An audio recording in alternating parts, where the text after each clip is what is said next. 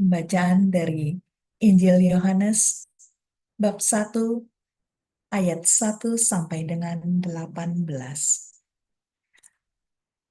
Pada mulanya adalah firman.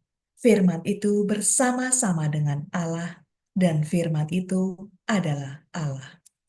Ia pada mulanya bersama-sama dengan Allah. Segala sesuatu dijadikan oleh Dia dan tanpa Dia tidak ada sesuatu pun yang telah jadi dari segala yang telah dijadikan. Dalam Dia ada hidup, dan hidup itu adalah terang manusia. Terang itu bercahaya di dalam kegelapan, dan kegelapan itu tidak menguasainya. Datanglah seorang yang diutus Allah, namanya Yohanes. Ia datang sebagai saksi untuk memberi kesaksian tentang terang itu, supaya oleh Dia semua orang menjadi percaya. Ia bukan terang itu, tetapi ia harus memberi kesaksian tentang terang itu.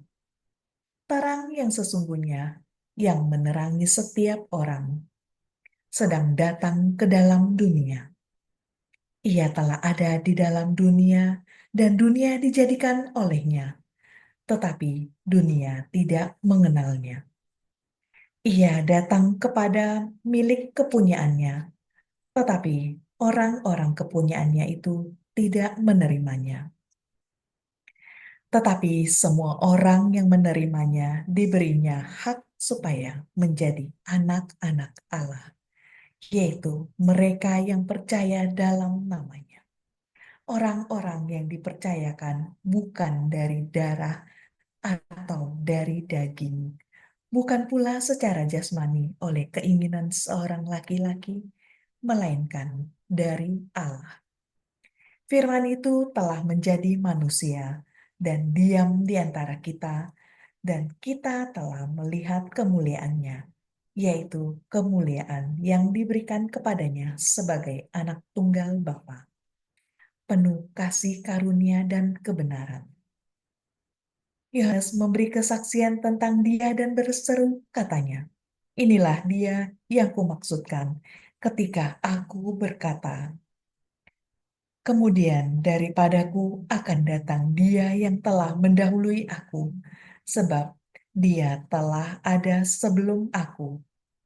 Karena dari kepenuhannya kita semua telah menerima kasih karunia demi kasih karunia. Sebab hukum Taurat diberikan oleh Musa, tetapi kasih karunia dan kebenaran datang oleh Yesus Kristus. Tidak seorang pun yang pernah melihat Allah, tetapi anak tunggal Allah yang ada di pangkuan Bapa, Dialah yang menyatakannya. Oke, saudara dan saudariku yang terkasih, bagaimana memahami Injil Yohanes ini? Ini menjadi tolak ukur kita malam hari ini melihat Yohanes dalam konteks seperti apa. Saya pikir ini yang kadang kita tidak mengerti. Saudara dan saudariku yang terkasih, ada dua rasul. Kalau kita mau lihat yang dari 12 itu yang dipilih eh, oleh Yesus, yang menulis ya, dalam pengertian ini minta maaf ada anjing di luar, yang menulis tentang kitab suci, Matius dan Rasul Yohanes. Dalam pengertian Yohanes menulis dalam pengertian rasul yang dari 12 awal itu, dia menulis paling banyak. Yohanes, Injil Yohanes, 1 Yohanes, 2 Yohanes, 3 Yohanes, dan Wahyu. Dan satu-satunya rasul yang diperintahkan untuk menulis.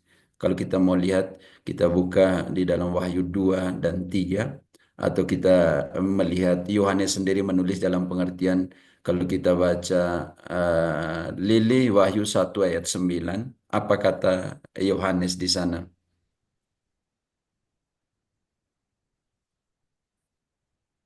Wahyu 1 ayat 9. Aku, Yohanes, saudara dan sekutumu dalam kesusahan, dalam kerajaan dan dalam ketekunan menantikan Yesus berada di pulau yang bernama Patmos oleh karena firman Allah dan kesaksian yang diberikan oleh Yesus. Eh, Sangat sungguh pernyataan yang sangat bagi saya sangat apa ya, sangat menggenapi kerinduan konteks sejarah pada saat itu di mana pembantaian oleh Neron 465 dan pembantaian oleh Domitianus 94-95 di mana wahyu itu ditulis. Makanya di sini Yohanes sendiri mengatakan saudaramu di dalam penderitaan. Jadi melihat sendiri konteks penulisan membawa kita kepada sebuah nuansa bagaimana menginterpretasi secara gramatikal pada saat itu digunakan, membawa kita juga ke situasi sejarah, konteks historis, kritis historis pada saat itu. Sedangkan yang sebelah harafiah dalam pengertian seolah-olah itu terjadi sekarang.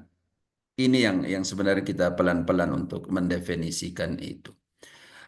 Bagaimana kita memahami contoh kecil, Lili? Engkau baca dulu Matius 5 ayat 29-30. Matius 5, 29, 30. Suaramu makin makin baca Iya, makin iya, turun begitu, iya, Lili. iya, Kenapa? iya, Ya, iya, makin iya, makin maaf. tertutup. Hmm. Ya, maka jika matamu yang kanan menyesatkan engkau, cungkillah dan buanglah itu. Karena lebih baik bagimu jika satu dari anggota tubuhmu binasa daripada tubuhmu dengan utuh dicampakkan ke dalam neraka. Dan jika tanganmu yang kanan menyesatkan engkau, penggalah dan buanglah itu. Karena lebih baik bagimu jika satu dari anggota tubuhmu binasa daripada tubuhmu yang utuh masuk neraka. Bagaimana mensandingkan dua konsep mentalitas Alkitabiah di dalam menafsirkan ini? Katolik dan Protestan di sini. Jimmy, Deo, teman-teman, Robertus, Pak Robertus, bagaimana menafsirkan dalam konteks Katolik dan bagaimana menafsirkan dalam konteks Protestan dalam bab yang barusan kita baca. Jika matamu membuatmu berdosa, cungkilah. Dan jika kaki dan tanganmu membuat berdosa, potonglah. Apa yang harus kita lakukan? Kan kalau dari sebelah bilang harus sungguh-sungguh yang ada tertulis. Ayo teman-teman. Berat tuh mau kalau dicungkil gitu mau. Cacat dong kitanya mau. Oh, dan kalau seandainya kita mengikuti konsep harafiah, berapa pendeta yang masih mempunyai mata? Sudah mulai berkurang harusnya. Iya, harusnya mulai berkurang karena Pak Robertus tolong buka mic. Berapa ibu pendeta yang masih mempunyai kaki? Karena kaki juga mengantar kita untuk pergi ke tempat yang berdosa. Pak Robertus silakan. Berarti sudah nggak ada yang punya kaki dan tangan dan mata itu, Mas. Iya, kalau seandainya kita pakai konsep Hmm. seperti itu. Nah, ini makanya selamat datang saudara dan saudariku yang terkasih. Ini sebenarnya didasarkan kepada dua konsep tentang gereja yang berbeda ya. Mm. Bagi bagi bagi Katolik, gereja itu bukan skriptura, gereja itu apostolik. Karena didirikan di atas dasar para rasul, bukan didirikan di atas dasar skriptura. Ini yang jadi persoalan besar, Lili. Efesus 2 ayat 20. Didirikan di atas dasar siapa? Yesus 2, 20. Lili, suaramu kecil banget ya, Ada kenapa mau? ya? Ada. Oh ya, oke oke. Efesus 2, 20.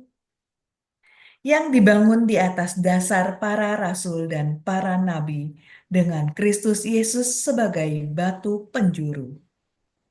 Di mana kita bongkar satu ayat pun di dalam kitab suci tidak dikatakan bahwa gereja didirikan di atas dasar skriptura. Persoalan teman-teman sebelah Protestantisme berjuang mencari ayat di mana yang menjadi landasan mereka dan Yesus sudah kritik itu. Dalam Yohanes 5 ayat 29, maaf 39-40, Yesus sudah kritik tentang sola scriptura ini. Yohanes 5 ayat 39-40, pengantar ya teman-teman. Yesus sudah kritik, kamu bongkar semua ayat-ayat, semua ayat antar kepada saya, tapi kamu tidak mau datang kepada saya untuk mendapatkan hidup. Ini jadi persoalan. Mereka pikir Yesus bilang, di mana 2-3 orang berkumpul atas namaku, aku ada di situ. Ini yang menjadi pendasaran skriptura di mana dibangunlah gereja-gereja atau denominasi dalam pengertian itu. Tetapi di mana satu ayat pun bahwa gereja itu dibangun di atas dasar skriptura? Tidak ada sama sekali. Justru Yesus kritik soal skriptura seperti ini. Silakan. Kamu menyelidiki kitab-kitab suci, sebab kamu menyangka bahwa olehnya kamu mempunyai hidup yang kekal. Tetapi walaupun kitab-kitab suci itu memberi kesaksian tentang aku, namun kamu aku untuk memperoleh hidup itu. Oke, kamu bongkar semua ayat, tetapi semua ayat itu antar kepada saya, yang kepada saya ini kamu tidak mau datang. Dan kalau kita mau lihat ayat bab 6-nya mengantar kita kepada Ekaristi sebagai benar-benar makanan. Dan siapa yang terima makan tubuh dan darahku akan hidup selamanya. Inilah datang kepada dia untuk dapat hidup. Sedangkan sebelah lanjutkan bongkar kitab suci suka-suka dan saudara dan saudariku yang terkasih. Sebagai sebuah pengantar singkat. Bagaimana contoh kecil Mormon. Ketika pendiri Mormon membaca kitab Kejadian, beranak cuculah dan bertambah banyaklah, apa yang dia buat? Dia mengizinkan poligami dan dia punya 45 istri selama masih hidup. Mormon itu. Saksi Yehova, ketika mengatakan sabda menjadi manusia dan tinggal di antara kita dan aku datang dari Bapa, saksi Yehova bilang, Yesus lebih kecil. Allah kecil dan Bapa Allah besar. Dan Yesus sama dengan malaikat. Bayangkan saudara-saudariku yang terkasih. Ketika karismatik Pentekostas menafsirkan tentang karya Roh Kudus, mereka mengambilnya contohnya dari Kisah 8. Mereka bilang begini, butuh pembaptisan baru, contohnya Kisah 10 juga nanti kita bisa lihat di sana. Butuh pembaptisan baru, pembaptisan dalam Roh Kudus, contoh kecil. Maka semua yang pindah masuk ke karismatik Pentekostas harus diselam lagi di dalam Roh Kudus, contoh kecil. Pokoknya mereka tafsir suka-suka. Menentukan seseorang menjadi pelayan altar, altar tidak ada di sana. Nanti ada Sofi di sini nanti bisa menceritakan bagaimana menafsirkan suka-suka. Dalam pengertian itu ya saudara-saudariku. Pertengkaran hebat antara William Miller dan Helen Goldwhite yang Adventista dan Adventis hari ketujuh. Maka setelah mendirikan bersama dengan William Miller, Helen Goldwhite tahun 1860, 1863 dia keluar dari sana dan mendirikan Adventista hari ketujuh dan mengembalikan perayaan mereka punya ibadah hari Sabtu. Ini yang bingung. Dan Adventista hari ketujuh dan saksi Yehova tidak larangan makan darah. Pokoknya mereka atur-atur. Yesus bilang yang saya katakan, Lili, Kisah 10 ayat 15. Yang saya katakan haram, halal, maaf, yang saya katakan halal, jangan pernah kamu mengatakan haram. Jadi bingung kita nih, mau ikut yang mana? Pokoknya ambil satu ayat kitab suci, mereka tafsir suka-suka. Lili, Kisah 10 ayat 15. Kedengaran pula untuk kedua kalinya suara yang berkata kepadanya, apa yang dinyatakan halal oleh Allah tidak boleh engkau nyatakan haram. Banyak pendeta datang bilang, jangan makan darah, apa semua, apa. Yesus bilang, yang saya katakan halal, kenapa kamu katakan haram? Pokoknya aneh-aneh. Pokoknya aneh-aneh. Datanglah pendeta Efrosoro mengatakan bahwa orang kudus yang masih hidup. Tidak ada persekutuan dengan orang kudus. Sedangkan kitab suci bilang ada persekutuan dengan orang kudus, Efesus 2 ayat 19. Contoh kecil teman-teman, saudara-saudari, bagaimana penafsiran ini, ketidaksetiaan ini, ketidaktaatan ini membuat bahwa setiap orang bebas mendirikannya. Kenapa? Karena bagi mereka gereja didirikan di atas skriptura, bukan di atas para rasul. Persoalan di sini ketika Luther anti hierarkis gereja, kebencian kepada paus, dia mengatakan bahwa gereja yang sesungguhnya adalah gereja rohani, gereja spiritual, gereja yang didirikan ketika seseorang mendengarkan dan membaca kitab suci. Maka penafsiran bebas membuat seseorang mendirikan gereja suka-suka. Ini yang menjadi persoalan berat. Dan Petrus sendiri, karena persoalan mereka ambil surat-suratnya Paulus untuk tafsir suka-suka. Sedangkan Petrus marah besar supaya surat-suratnya Paulus itu tidak bisa ditafsirkan suka-suka karena itu akan mendatangkan kebinasan. Lili, 2 Petrus 3, 15, 16.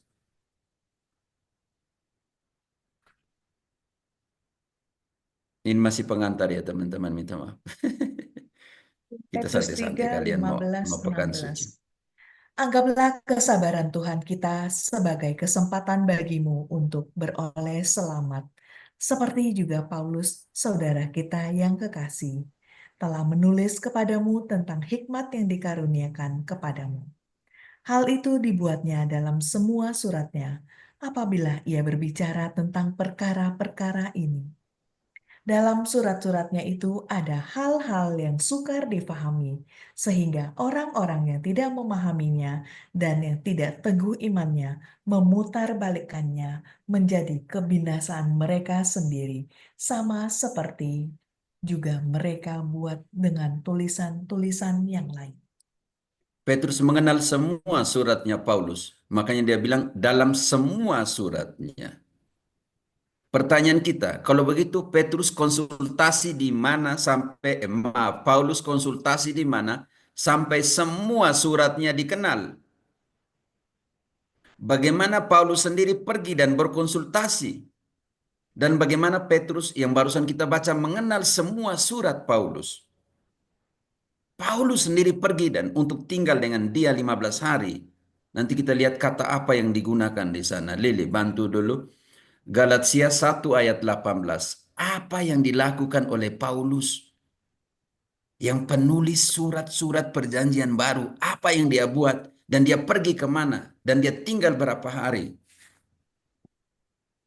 Lalu 3 tahun kemudian, aku pergi ke Yerusalem untuk mengunjungi Kefas, dan aku menumpang 15 hari di rumahnya. Saudara dan saudariku, kata mengunjungi di dalam Yunani historie seperti itu artinya pergi berkonsultasi. Pergi untuk meminta Petrus, saya punya tempat. Pergi untuk interview. Itu kata aslinya seperti itu. Karena itu, setelah 15 hari ini, apa kata Paulus di dalam ayat 20? Lili. Di hadapan Allah kutegaskan, apa yang kutulis kepadamu ini benar. Aku tidak berdusta. Setelah 15 hari kunjungan ke Petrus, ayat 20 dia katakan, supaya kalian tahu di hadapan Allah, apa yang kutuliskan ini adalah benar dan aku tidak berdusta. Baca kembali ayat itu, Lili. Di hadapan Allah kutegaskan, apa yang kutulis kepadamu ini benar. Aku tidak berdusta. Setelah 15 hari di rumahnya Petrus, Paulus sebesar itu, rasul yang besar itu, harus pergi. Historie, harus pergi berkonsultasi, pergi wawancara, pergi untuk mengatakan penting atau tidak saya. Kata dasarnya itu. Ini kita angkat kitab suci tanpa konsultasi di siapapun, langsung. Lili, apa yang dilakukan oleh Filipus? kepada sida-sida. Dan apa kata sida-sida? Kisah 8 ayat 28 kalau tidak salah. Dari 26, Lili. Kisah 8. Apa yang Kisah 8. dilakukan? Ingat itu Filipus itu diakon ya, saudara dan saudariku. Kemudian berkatalah seorang malaikat Tuhan kepada Filipus, katanya, "Bangunlah dan berangkatlah ke sebelah selatan menurut jalan yang turun dari Yerusalem ke Gaza. Jalan itu jalan yang sunyi." Lanjut, lanjut. Lalu berangkatlah Filipus adalah seorang Etiopia, seorang sida-sida, pembesar, dan kepala perbendaharaan Sri Kandake, Ratu Negeri Ethiopia, yang pergi ke Yerusalem untuk beribadah. Sekarang orang itu sedang dalam perjalanan pulang dan duduk dalam keretanya sambil membaca kitab Nabi Yesaya. Lalu kata Roh kepada Filipus, "Pergilah ke situ dan dekatilah kereta itu." Filipus segera ke situ dan mendengar sida-sida itu sedang membaca kitab Nabi Yesaya. Kata Filipus, "Mengertikah Tuan apa yang Tuan baca itu?" Jawabnya, "Bagaimanakah aku dapat mengerti kalau tidak ada yang membimbing aku?" Tahan, Lalu ia tahan. Bagaimana aku dapat mengerti kalau tidak ada yang membimbing aku? Bagaimana aku dapat mengerti kalau tidak ada yang membimbing aku? Dan nanti lihat inisiatif dari sida-sida itu, apakah nanti Filipus yang naik dan duduk di samping, ataukah sida-sida dari Ethiopia itu minta supaya Filipus duduk di sampingnya?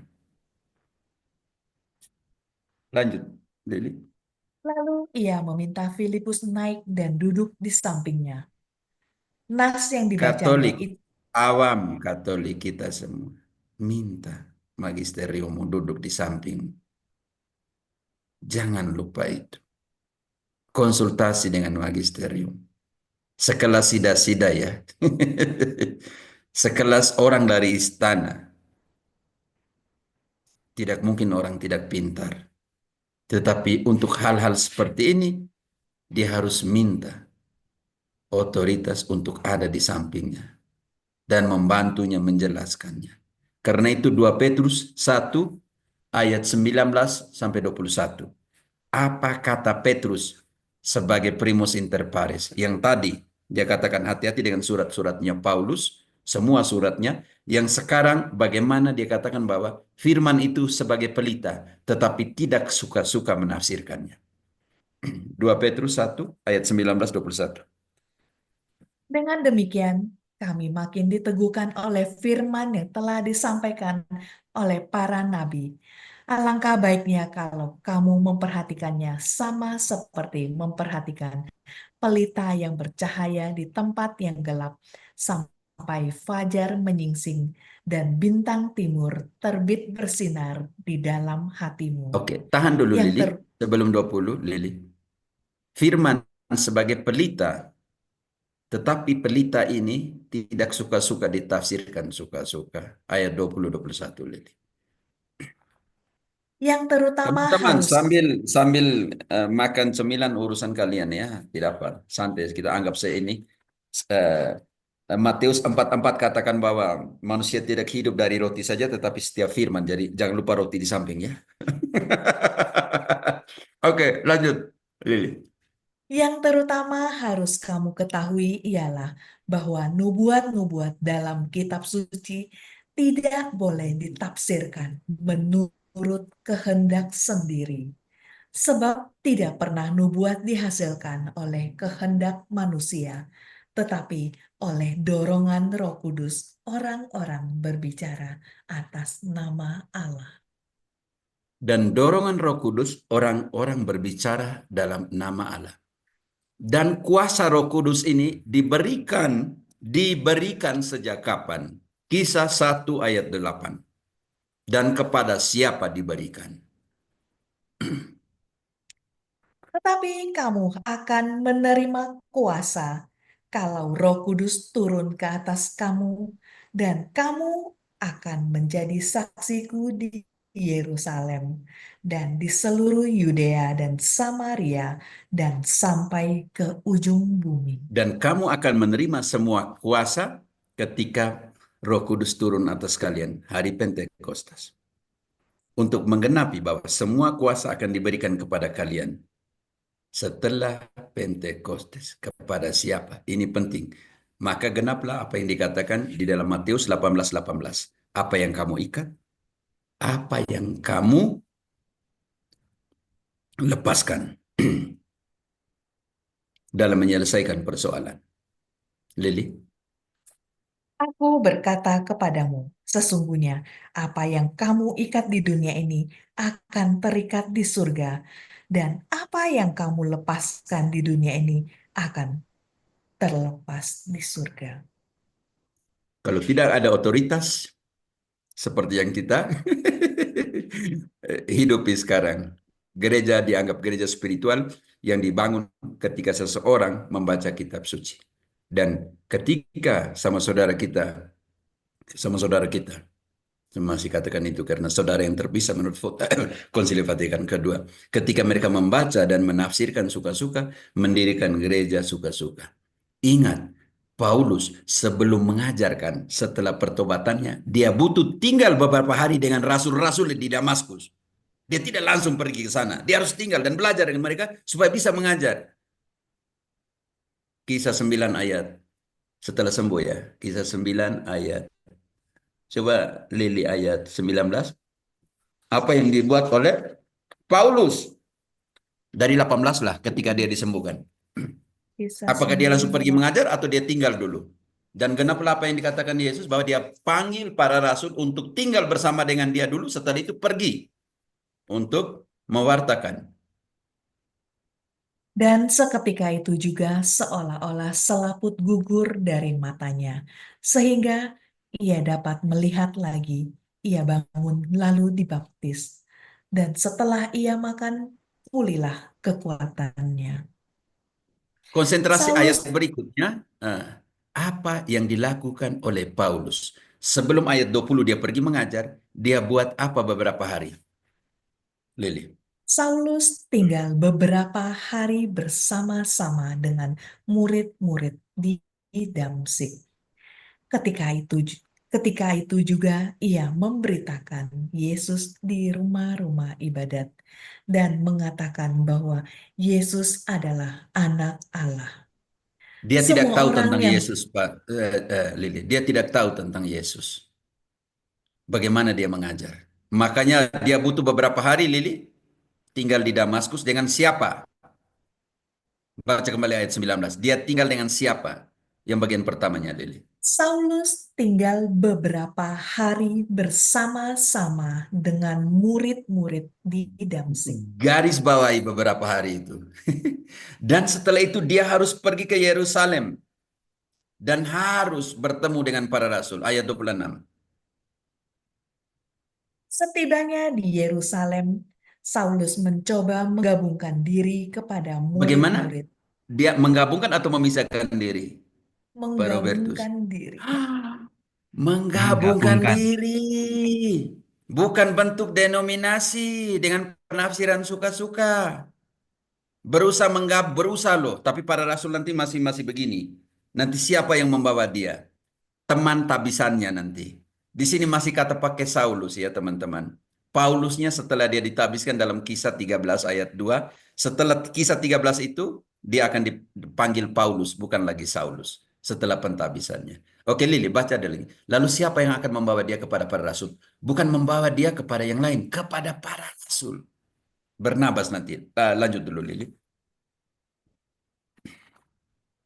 Yang masih 26 ya, Mo? Setibanya Ya. di Yerusalem, Saulus mencoba menggabungkan diri kepada murid-murid. Tetapi semuanya takut kepadanya karena mereka tidak dapat percaya bahwa ia juga seorang murid. Tetapi Wow, tahan dulu Barnabas, Lili. Pak Robertus dan kawan-kawan Pak Petrus, kalau kalian dipilih oleh Tuhan jadi rasul, jadi murid, kamu pasti tidak mau ya bersekutu dengan yang lain. Kamu pasti langsung buka kamu punya denominasi, apalagi di zaman ini ya, yang bilang wahyu pribadi seperti itu, dia bangun dia punya gereja suka-suka. Tapi Paulus pergi bergabung dengan para rasul. Lanjut ayat 27, 7. 26, 27, oke. Tetapi Barnabas menerima dia dan membawanya kepada rasul-rasul dan menceritakannya kepada mereka bagaimana Saulus melihat Tuhan di tengah jalan dan bahwa Tuhan berbicara dengan dia dan bagaimana keberaniannya mengajar di Damsik dalam Oke, nama Yesus. tahan di ayat 28-nya. Yang dilakukan oleh Paulus, tinggal atau tidak tinggal. Tinggal dalam pengertian ini, nanti Yesus menggunakan kata tinggal untuk menyertai dia. Tinggal bukan berarti hanya tinggal, tidur, makan, tidak. Tinggal tuh lebih kepada menyertai. Saudara-saudara nanti seperti Yesus di dalam Markus 3. Oke, Lili. Lanjut dulu Dan 28. Saulus tetap bersama-sama dengan mereka di Yerusalem dan Oke, dengan di sini saudara-saudariku diterjemahkan sebagai tetap, tetapi dalam bahasa Spanyol sekarang dimengerti sebagai quedo. Quedo artinya tinggal, berada bersama. Sedangkan diterjemahkan ke lain sebagai apa? Lili, tetap. tetap Tetap apa? tetap bersama-sama dengan mereka. Tetap bersama. Tetapi di sini kata aslinya quedo, artinya tinggal bersama dengan mereka. Belajar bersama dengan mereka. Jadi ini loh, sebelum dia mengajar dia tinggal dulu, belajar dulu karena diperkenalkan kepada para rasul. Jadi ini yang harus digarisbawahi saudara-saudariku yang terkasih. Setelah dia tinggal bersama, apa setelah itu dia buat apa? Dan Lili. dengan keberanian mengajar dalam nama Yesus. Ia juga Oke. berbicara dan bersoal jawab dengan orang-orang Yahudi dan yang berbahasa Yunani, tetapi mereka Mm-mm. itu berusaha membunuh dia. Oke. Ingat berbahasa Yunani. Bersoal-soal dengan orang Yahudi yang berbahasa Yunani. Karena itu kitab suci yang dikenal digunakan pada saat itu adalah kanon Alexandria. Bukan, bukan kanon Ibrani. Kanon Alexandria. Bagaimana dia bersoal-soal dengan orang Yunani kalau mereka punya kitab suci yang digunakan bahasa Ibrani? Karena itu yang dia tulis di dalam 2 Timoteus 3 ayat 15 kepada Uskup Timoteus, sejak kecil kamu telah mengenal kitab-kitab. Itu karena di sana digunakan kanon Alexandria 200 tahun sebelum kedatangan Yesus. Dan itu digunakan di Israel tanpa masalah. Karena ada orang-orang Yunani di sana. Banyak orang-orang yang Romawi di sana, Yunani di sana. Bagaimana mereka membahas bahasa Ibrani? Lili, 2 Timoteus 3 ayat 15. Dan guna untuk apa kitab-kitab ini? Ingatlah juga bahwa dari Jangan kecil bilang ke kita bahwa itu digunakan kitab suci perjanjian baru. Kok masih baru-baru belum ditulis apapun di sini. Bagaimana bersoal dengan kitab suci bagi mereka yang berbahasa Yunani, sedangkan perjanjian baru belum ada Protestan. Ingat itu. Perjanjian baru belum ada. Bagaimana dia diskusi tentang Allah kepada orang-orang yang berbahasa Yunani kalau mereka tidak membaca kitab suci dalam bahasa Yunani? Saya pikir ini adalah ketidakjujuran di dalam Protestantisme. Lili, tolong. Ingatlah juga bahwa dari kecil engkau sudah mengenal kitab suci yang dapat memberi hikmat kepadamu dan menuntun engkau kepada keselamatan oleh iman kepada Kristus Yesus. Kristus. Tahan dulu. Kitab-kitab suci sejak kecil. Timoteus besar di Efesus. Timoteus bapaknya Yunani, mamanya Israel, Ibrani. Bagaimana orang Efesus omong Ibrani? Kan kita analisa seperti itu. Ayat 16, kitab-kitab itu berguna untuk apa, Lili? Semua tulisan yang diilhamkan Allah memang bermanfaat untuk mengajar, untuk menyatakan kesalahan, untuk memperbaiki kelakuan dan untuk mendidik orang dalam kebenaran. Di sini dikatakan untuk semua orang atau untuk pemimpin, karena Timotius itu adalah uskup. Kita bisa untuk mengajar, untuk mendidik. Jadi siapa yang harus mengajar? Ya pengajar. Siapa harus mendidik? Ya pendidik. Ini tugas dari uskup. Tugas dari uskup untuk mengajar. Tugas dari uskup untuk mengembalai. Tugas dari uskup untuk membimbing. Makanya Paulus bilang kepada para uskup di Kisah 20 dari 28, Lili. Ganti penilik jemaat dengan uskup ya, Lili. Kisah 20. Ayat 28. Karena begitu banyak nanti ada orang yang ingin menyesatkan. Karena itu pengajar, uskup, kalian hati-hati itu. Penilik ganti apa, Mang? Uskup ya? Hmm.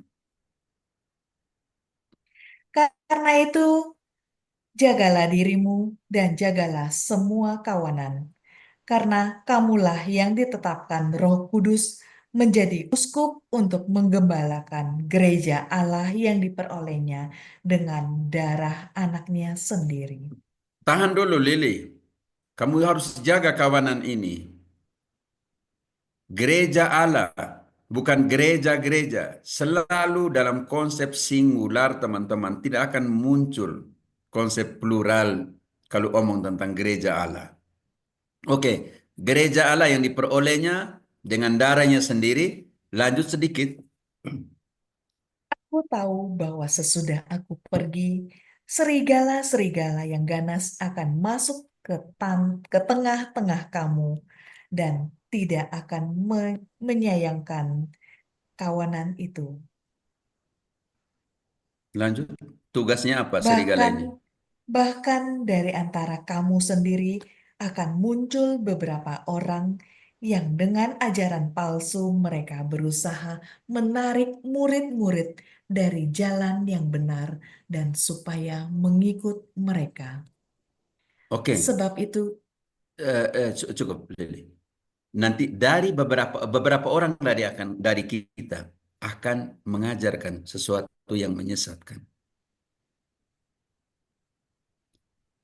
Kalau seandainya semua kita berkonsultasi dengan diri kita sendiri untuk menafsirkan, selamat tinggal ya. Tidak ada otoritas di sana, maka selamat tinggallah semua penafsiran seperti ini. Gembala tugasnya untuk menjaga agar mereka yang keluar dari kita ini tidak bisa menarik dengan doktrin yang palsu, dengan ajaran yang palsu yang dikatakan oleh Paulus kepada para uskup ini. Selamat datang saudara dan saudariku yang terkasih kepada mentalitas Alkitabiah atau Biblis, Katolik dan Protestan ya. Oke, teman-teman. Mentalitas Biblis adalah Alkitabiah. Mentalitas kita Biblis dalam pengertian cara pandang, cara hidup, cara menafsirkan, cara membaca dan semua yang kita boleh terapkan di dalam konsep ini. Lalu pertanyaan hari ini, saya mau fokus kepada yang Katolik Protestan nanti bagian kedua. Bagaimana melihat, tapi sebenarnya di pengantar umum tadi kita sudah sama-sama berjalan bersama dengan konsep seperti ini. Oke. Yang tadi telah kita baca bersama-sama. Ini sebuah cerita fiktif ya. Tetapi penting sekali ketika seorang perempuan dengan mata yang indah, tetapi matanya membuat banyak orang berdosa, maka ketika dia membaca Matius 5:29, jika matamu membuatmu berdosa, cungkilah. Dan kemudian dia membuat keputusan fatal. Dia menuangkan asam ke matanya sehingga matanya terbakar.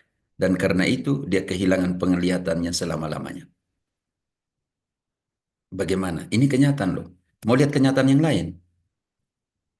Kata pendeta evangelis Protestan Amerika, James Jones, pada tahun 1978, 18 November, 918 orang kehilangan nyawa hanya karena menginterpretasi pernyataannya. Sudah selesai penderitaan kita. Mari kita akhiri sekarang. Mari kita akhiri pemberitaan kita. Berapa yang sekte yang di Afrika buat yang sama? Berapa? Bayangkan, ini saya pikir sadis juga ya. Kalau kita mau analisa. Mengakhiri penderitaan dengan seperti ini. Karena menafsirkan kitab suci dengan seperti ini. Mengakhiri 918 nyawa. Bayangkan saudara-saudariku yang terkasih. Minum racun sama-sama. Praktik-praktik seperti ini. Yang kadang lang bilang foto cukur lah, video video apalah. Pokoknya semua menafsirkan kitab suci menurut pemahaman masing-masing. Hasilnya seperti ini. Tidak ada otoritas yang mengatakan, oh cungkil mata artinya ketika matamu membuat kamu berdosa, kamu harus tahu kontrol loh. Nggak usah lihat lagi pornografi karena matamu akan membawamu kepada dosa. Contohnya seperti itu. Tanganmu membuat kamu mencuri, ya sudah jangan buat lagi seperti itu. Kakimu ketika membawa kamu ke tempat pelacuran, ke tempat apalah, jangan lagi lah. Seperti itu, maksudnya seperti itu. Hatimu yang untuk cungkil hatimu. Kalau di sana kamu menyimpan dendam dan semuanya. Maksudnya seperti itu, bagaimana menafsirkan dalam pengertian ini? Sida-sida dari Ethiopia bilang, bagaimana saya mau mengerti kalau tidak ada yang menjelaskan kepada saya? Ini hasil seperti ini. Ini contoh kecil. Masih banyak contoh. Penafsiran pribadi membuat orang seperti ini. Betapa bedanya menafsirkan Alkitab ya teman-teman. Sendirian atau dengan konsultasi. Jika seorang tidak tahu dan tidak berkonsultasi dengan siapapun, maka yang dikonsultasi juga buta, yang mengkonsultasi juga buta, maka 15 ayat 14, dua-duanya akan masuk ke dalam jurang. Orang buta membimbing orang buta, selamat tinggal. Ini jadi persoalan besar ya, saudara dan saudariku yang terkasih. Sekarang saya mau masuk kepada pola pikir Katolik sedikit tentang penafsirannya, saudara dan saudariku. Ini penting sekali untuk dipahami. Ini adalah mentalitas historis kritis. Umat Katolik dengan rasa iman dan doa mendalam selalu menghargai studi Alkitab yang serius. Studi ini mengacu pada kontribusi beberapa generasi. Bapak-bapak gereja diturunkan terus dan memberikan landasan yang serius untuk spiritualitas Alkitabiah kita. Artinya, tidak mudah untuk mulai mempelajari Alkitab. Ini menyiratkan dunia pengetahuan. Gereja Katolik sadar bahwa membaca Alkitab tanpa persiapan yang memadai mencobai Tuhan. Anda harus siap untuk membacanya.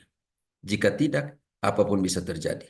Ini yang diajarkan sejarah. Seseorang yang tahu sedikit sejarah dan sedikit geografi dan tidak memiliki kebiasaan menempatkan apa yang dibacanya dalam konteks yang tepat, dapat dengan Alkitab di tangannya mengatakan kebiadaban yang besar. Hati-hati dengan cara berpikir yang di sebelah.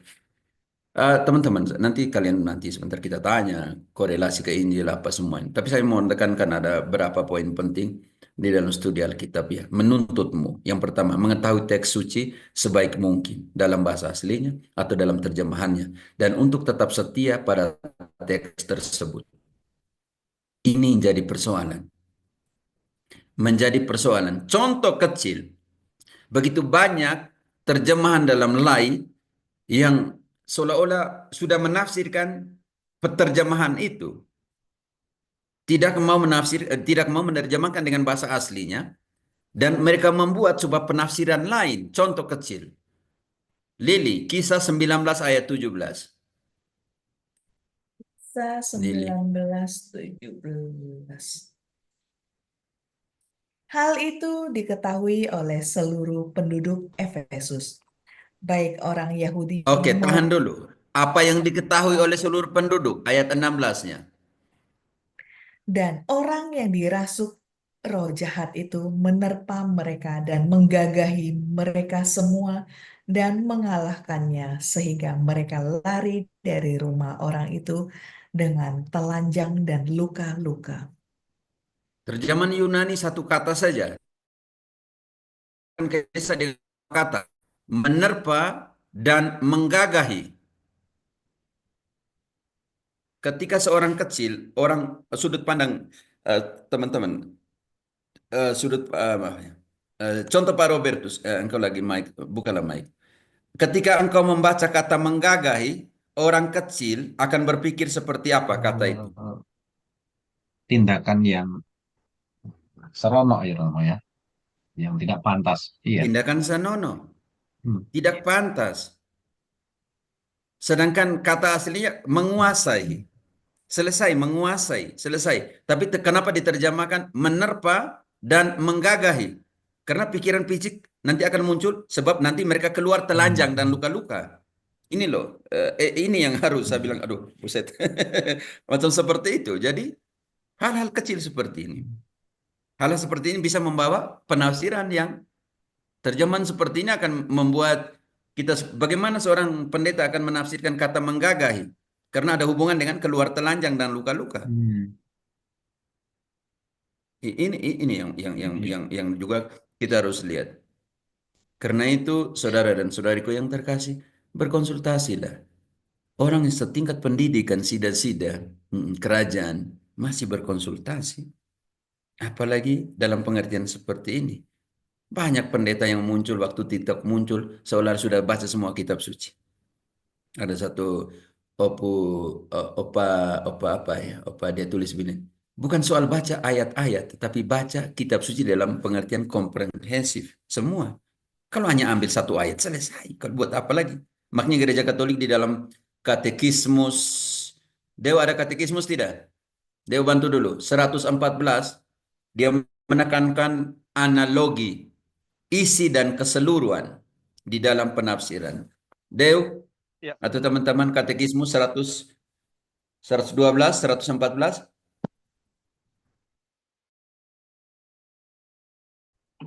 Suara katekismus. ada nggak? Waduh, sedang bentar.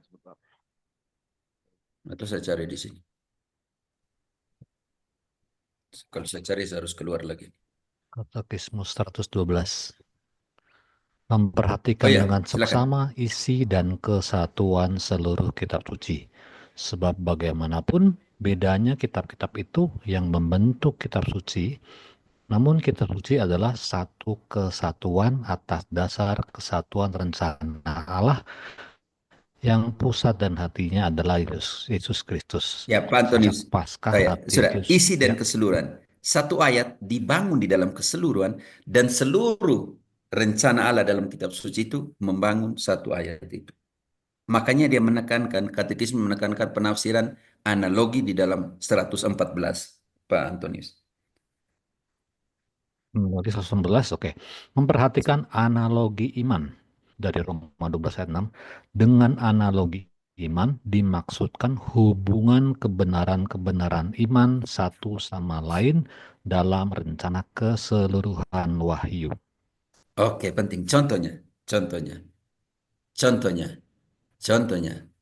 Lukas 1 ayat 28 atau Lukas 1 ayat 26, akarnya di mana? Oh, akarnya di mana? Akarnya ada di Yesaya 7:14. Contoh kecil seperti itu. Atau purgatorium. Contoh yang paling nyata purgatorium. Yang ditekankan oleh Paulus, contoh kecil, Deo, Lili, tolong. Tolong, ini kecil ya. Makanya dia bilang, terjemahan tetap pada konteks. Bagaimana merelasikan satu sama lain. Contoh, purgatorium yang Protestan bilang tidak ada. Kita pakai contoh-contoh yang panas ya. 1 Korintus 3, 13-15.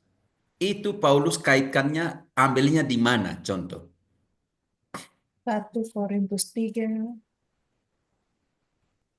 Sekali kelak pekerjaan masing-masing orang yang nampak. Karena hari Tuhan akan menyatakannya, sebab ia akan nampak dengan api, dan bagaimana pekerjaan masing-masing orang akan diuji oleh api itu. Jika pekerjaan yang dibangun seorang tahan uji, ia akan mendapat upah. Jika pekerjaannya terbakar, ia akan menderita kerugian, tetapi ia sendiri akan diselamatkan, tetapi seperti dari dalam api. Oh, sandingnya kemana sekarang? Oh, Maliaki 3 ayat 2, Malaki 4:1, Zakarias, Daniel. Itu harus dikaitkan semua. Karena di sini Paulus tidak berdiri sendiri. Lili. Diambil dari mana? Maliaki 3 ayat 2. Siapakah yang dapat tahan akan hari kedatangannya? Dan siapakah yang dapat tetap berdiri apabila ia menampakkan diri? Sebab ia seperti api tukang pemurni logam dan seperti sabun tukang penatu. Lanjut. Ia akan duduk seperti orang yang memurnikan dan mentahirkan perak, dan ia mentahirkan orang Lewi, menyucikan mereka seperti emas dan seperti perak, supaya mereka menjadi orang-orang yang mempersembahkan korban yang benar kepada Tuhan. Oke, Maliaki 4 ayat 1. Lili, lebih keras, telinga saya sedikit ini terganggu. Bahwa sesungguhnya hari itu datang menyala seperti perapian, maka semua orang gegabah dan setiap orang yang berbuat fasik menjadi seperti jerami yang akan terbakar oleh hari yang datang itu. Firman Tuhan semesta alam sampai tidak ditinggalkannya akar dan cabang Oke, mereka. jadi Paulus sendiri ahli kitab suci perjanjian lama, dia tidak omong suka-suka. Ada pendasarannya. Sedangkan yang baru datang, baru lahir abad ke-16, tidak ada sekolah skriptura selama 1500 tahun, sekarang baru muncul dan mengatakan sola skriptura, itu bagaimana? Saudara dan saudariku yang terkasih. Contoh ayat yang mereka bilang, semua orang adalah imam. 1 Petrus 2 ayat 5 contohnya. 1 Petrus 2 ayat 9, maaf. 1 Petrus 2 ayat 9. Mereka bilang, semua adalah imam. Tetapi kamulah bangsa yang terpilih, imamat yang rajani, bangsa yang kudus, umat kepunyaan Allah sendiri, supaya kamu memberitakan perbuatan-perbuatan yang besar dari Dia, yang telah memanggil kamu keluar dari kegelapan kepada terangnya yang ajaib. Mereka mati-matian itu Petrus tidak ambil dari mana-mana. Petrus bilang kita semua imam, jadi tidak ada lagi imam ministerial, tidak ada imam pelayanan di dalam perjanjian baru. Ternyata Petrus ambil dari Keluaran 19 ayat 5-6. Yang sama. Lili, Keluaran ayat 19 ayat 5-6. Orang Israel punya imamat umum juga. Bangsa yang rajawi. Imamat rajawi. Keluaran 19:5-6. Ayat 5-6. Jadi sekarang, jika kamu sungguh-sungguh mendengarkan firman-Ku dan berpegang pada perjanjian-Ku, maka kamu akan menjadi harta kesayangan-Ku sendiri dari antara segala bangsa, sebab Akulah yang empunya seluruh bumi. Kamu akan menjadi bagiku kerajaan imam dan bangsa yang kudus. Inilah semuanya firman yang harus kau katakan kepada orang Israel. Bayangkan itu. Jadi bagi seorang Protestan, dia potong ayat selesai, dia tidak tahu analoginya kemana. Bawanya kemana, ambilnya dari mana. Makanya tadi gereja menekankan isi dan keseluruhan. Satu ayat dibangun oleh seluruh kitab suci itu, dan satu ayat itu juga berpartisipasi dalam pembangunan. Pesan keseluruhan kitab suci. Penting sekali saudara-saudariku yang terkasih. Yang kedua, mengetahui asal-usul, pembentukan, dan transmisi kitab-kitab suci, gaya sastra yang telah bervariasi, dan konteks sejarah di mana ditulis. Contoh kecil, kita langsung pakai contoh ya teman-teman ya. Roma 10 ayat 9, lihat gaya sastra dan lihat konteks. Ketika ayat ini digunakan oleh Protestan untuk membenarkan bahwa hanya dengan percaya selesai, sudah diselamatkan. Tetapi menghilangkan konteks Roma pada saat itu. Menghilangkan yang kita namakan itu gramatikal dalam pengertian penafsiran gramatikal yang terdiri dari sintaksis dan leksikon. Mereka menghilangkan itu. Teman-teman, saya tidak menakut-nakuti kalian untuk membaca kitab suci ya. Minta maaf. Oke. Contoh kecil, konteks sejarah di mana ditulis, gayanya seperti apa. Lili, contoh, kita langsung buat contoh. Roma 10 ayat 9 yang digunakan sebelah sebagai propaganda yang sangat murahan tentang keselamatan. Sebab jika kamu mengaku dengan mulutmu bahwa Yesus adalah Tuhan dan percaya dalam hatimu bahwa Allah telah membangkitkan Dia dari antara orang mati, maka kamu akan diselamatkan.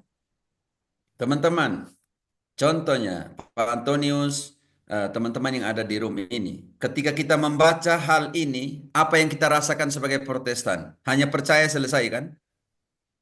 Hanya mengakui dengan mulut selesai. Bisa-bisa yang mau omong silakan, hidupkan mic. Pak Antonius. Iya betul. Kalau baca seperti itu seolah-olah gampang banget tuh iman. Tinggal percaya beres. Percaya beres selesai.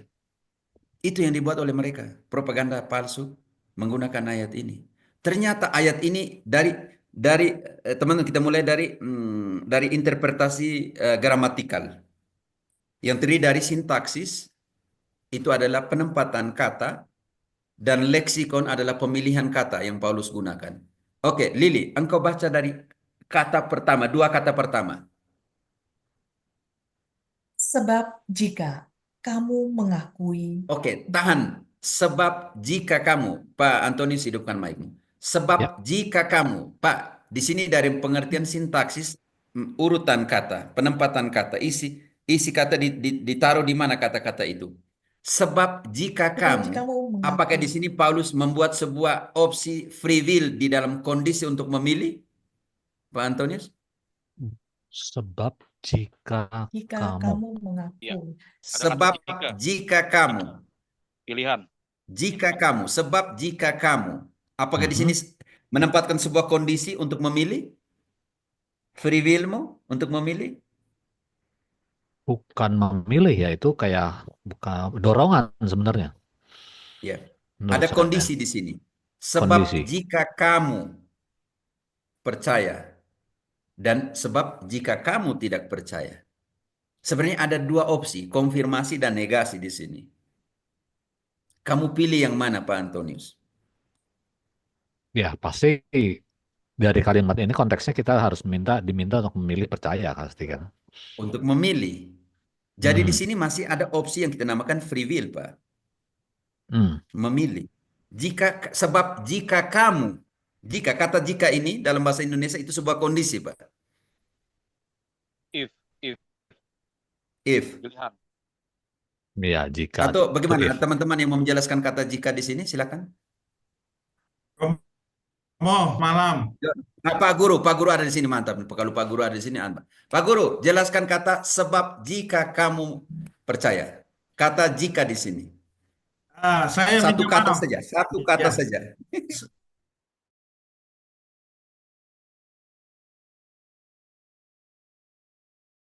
Terkait bacaan hari ini, Yohanes 8:51 sampai 59, terutama di ayat 51, ini sharing. Tadi doa pagi di sekolah, ketika saya minta sharing, ada anak Protestan itu yang sharing, khususnya di ayat 51. Aku berkata kepadamu, sesungguhnya barang siapa menuruti firman-Ku, ia tidak akan mengalami maut sampai selama-lamanya. Dan dia sharing banyak hal dari perspektifnya dia, yang ujung-ujungnya bahwa memang hanya iman.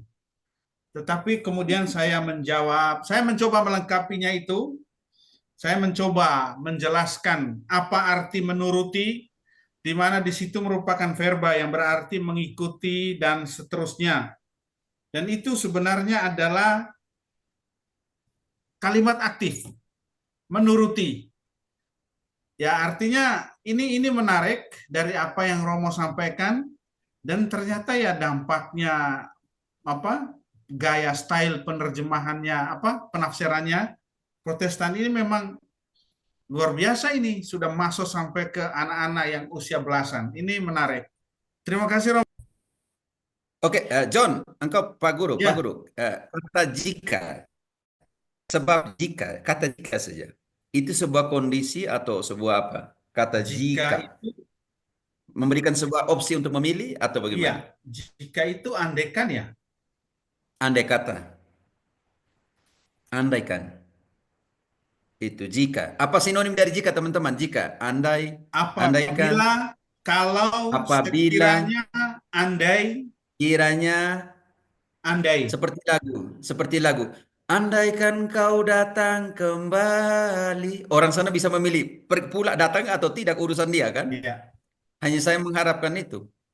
Kalau Jika engkau datang kembali. Seperti itu. kalau soal andai itu kan dalam pengertian itu kan menekankan kemungkinan yang sangat kecil ya, andai, Mm-mm. andai. Mengandaikan. Iya, Menjikakan. iya. Dalam situ. Oke. Pak Antonius bisa mengerti dalam pengertian Pak Antonius? Ya, bisa Pak. Bisa Pastor. Jadi, oke, sekarang kita pakai sintaksis. Dia menetapkan jika kamu memilih, jika kamu percaya dengan jika kamu apa ya namanya itu, mengaku dengan mulutmu dan percaya dengan hatimu. Disebut kondisi untuk memilih. Karena di sana dia yang sekarang kita masuk ke penggunaan kata Paulus, mengakui itu di sini dia pakai kata homologeo. Homologeo artinya mempertanggungjawabkan deklarasi yang kamu buat. Yang ini Protestan tidak sentuh. Tidak tahu kata aslinya seperti apa ya, rusak semua ke belakang. Dan itu dari konteks gramatikal. Sekarang kita dalam konteks historis, penting sekali.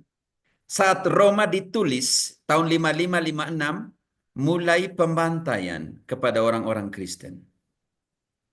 Mulai dimasukkan ke dalam apa? Ke dalam Colisium Romanum yang percaya. Makanya di sini dia beri kondisi. Jika kamu mengakui dengan mulutmu dan percaya dengan hatimu, Yesus adalah penyelamat, kamu sudah diselamatkan. Karena pada saat itu, Kaisar juga memberikan sebuah opsi. Dia mengatakan bahwa dia adalah Kyrios. Kyrios adanya Tuhan ya. Dan siapa yang memilih Kaisar sebagai Kyrios, sebagai Tuhan, maka dia tidak dibuang ke Colisium Romanum. Selamat di sini, tetapi tidak selamat di sana, kata Paulus. Dalam kondisi historis. Kalau kalian memilih Tuhan, Yesus sebagai Tuhan, mengakui dengan mulutmu dan percaya dengan hatimu, Yesus adalah Kyrios, maka kamu di sini akan mati konsekuensinya. Tetapi kamu akan hidup di sana. Ini yang hati-hati dengan Protestantisme menafsirkan dengan menghilangkan konteks sejarah dan konteks gramatikal yang dipakai. Pak Antonius bisa mengerti teman-teman? Ya, bisa Pastor. Terima kasih. Ini sangat berbahaya. Mereka menggunakan ayat ini Roma 10:9 sebagai sebuah apa? Sebuah propaganda keselamatan gratis. Kan enakon mengakui dengan mulut dan percaya dengan hati selesai. Karena itu Luther tulis seperti ini. Pecca fortiter, crede fortium. Berdosalah sekuat tenagamu, tetapi hanya dengan percaya sekuat tenagamu, kamu sudah diselamatkan. Dia bilang begini, berbuat cabullah 1000 kali sehari, tetapi dengan percaya dosamu sudah dihapuskan. Enak kan penafsiran keselamatan yang sangat mudah ini? Makanya menghilangkan semua apa yang katakan Yesus, kamu akan dibenci oleh karena namaku, tetapi siapa yang bertahan akan diselamatkan. Menghilangkan itu, menghilangkan perjuangan untuk bertahan. Lili, Matius 10 ayat 22, contoh kecil. Bertentangan sekali dengan apa yang diharapkan Yesus. Pikul salibmu untuk ikut saya. Sangkal dirimu, pikul salibmu untuk saya. Jangan bilang berdosa 1000 kali sehari, bercabul 1000 kali sehari, hanya karena percaya kamu sudah diselamatkan. Enak banget sih Protestan. Lili, Matius 10 ayat Matius 22. ayat 22. Dan kamu akan dibenci semua orang oleh karena namaku. Tetapi orang yang bertahan sampai pada kesudahannya akan selamat. Bahkan orang yang bertahan ya Pak Antonius, bukan orang yang percaya, orang yang bertahan sampai kesudahan. Ini penting sekali ya. Kalau tidak nanti bagaimana? Ini jadi persoalan. John, eh, em, oke, John. Yohanes, Romo. Yohanes 8, Yohanes, maaf, Yohanes 5. 8:51. 8:51, maaf. Nanti saya jelasnya larinya kemana, oke. Aku berkata kepadamu, sesungguhnya barang siapa menuruti firman-Ku, ia tidak akan mengalami maut sampai selama-lamanya. Engkau garis bawahi kata menuruti, engkau sandingkan ke 55. 55. Padahal kamu tidak mengenal aku, padahal kamu tidak mengenal dia, tetapi aku mengenal dia. Dan jika aku berkata, aku tidak mengenal dia, maka aku adalah pendusta, sama seperti kamu. Tetapi aku mengenal dia, dan aku menuruti firman-Nya. Ingat, menuruti firman, menuruti perintahnya adalah mengenal dia. Tanda bahwa kita mengenal Allah adalah menurut firman-Nya, menurut perintahnya. Yohanes yang sama, yang engkau baca, yang barusan engkau baca, dia tulis yang sama di dalam 1 Yohanes 2 ayat 3. Tanda bahwa kita mengenal Allah itu seperti apa? Kasih. 1 Yohanes 2 ayat 3. Bagaimana tanda supaya kita mengenal Allah? Makanya tadi ayat 51 engkau harus bawa ke bawah dulu. Lalu larinya kemana? Bahwa tanda bahwa kita menuruti firman-Nya. Tanda bahwa kita mengenal Allah. Artinya kita harus buat apa? Dan inilah tandanya bahwa kita mengenal Allah, yaitu jikalau kita menuruti perintah-perintahnya.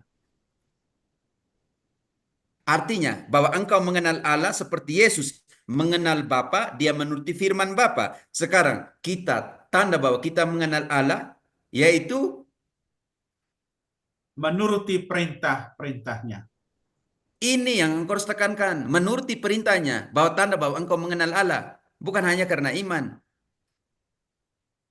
Tanda bahwa engkau Protestan mengenal Allah, artinya menuruti perintahnya. Dia perintahkan pengakuan dosa, kamu bilang tidak, mengaku langsung kepada Allah. Dia bilang Ekaristi adalah benar-benar daging dan makananku, minumanku, kamu bilang tidak. Dia bilang ada imam, lakukanlah ini, ordenasiun, pentabisan, lakukanlah ini sebagai kenakan-kenakan daku, itu pentabisan, kamu bilang tidak. Dia percayakan kepada Petrus, gembalakanlah dombaku, kalian bilang tidak. Berarti mereka ini tidak mengenal Allah, selesai. Karena tidak melakukan perintah Allah. John, engkau bisa mengerti? Ya, Romo. Udah. Oke, sudah ya. Oke, terima kasih. Poin ketiga. Membutuhkan pengetahuan tentang kondisi budaya pada waktu di mana firman Tuhan berinkarnasi dan ditransmisikan. Kondisi budaya. Yesus disunat? Halo? Disunat, Yesus po. disunat? Disunat. Yesus disunat. Lalu persoalan sekarang ketika orang Yunani, orang-orang politeisme, orang-orang sekitar yang bukan orang Yahudi mau masuk jadi Kristen.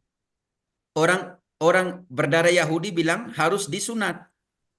Makanya terjadilah konsili 1, persoalan tentang budaya sunat di dalam budaya biblis teologis Israel, Yahudi, Ibrani, dan dia masuk ke dalam misi bangsa-bangsa. Bagaimana menghadapi sunat ini? Lihat kondisi budaya pada saat di mana firman Tuhan berinkarnasi dan ditransmisikan. Contoh, persoalan sunat, bagaimana gereja menyelesaikan persoalan sunat? Kisah 15, contoh ayat 1. Apakah Paulus yang ahli perjanjian lama, dia tafsirkan, tidak, menurut ayat ini kita bisa buat sunat atau tidak, atau mereka harus pergi ke Yerusalem untuk berkonsultasi dengan para rasul. Silakan Lili, contoh kecil, bagaimana menyelesaikan persoalan ketika sebuah evangelisasi berhadapan yang ditransmisikan berhadapan dengan kondisi budaya. Lili, contoh. Kalau sanet Protestan, mereka tafsir suka-suka. Oh, pendeta bilang menurut ayat ini tidak. Paulus taat. Gereja mengutusnya ke Yerusalem untuk berkonsultasi dengan para rasul. Lili, jemaat diganti dengan gereja. Silakan. Iya, Romo. Kisah 15 ayat 1. Iya, Selanjutnya. Kisah 15 ayat 1.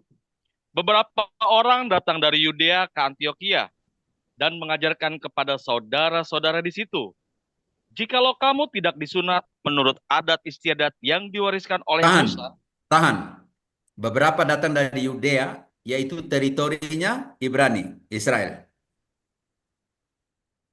Dia pergi ke Antioquia, yang adalah teritori Romawi, dalam pengertian ini berbahasa Yunani.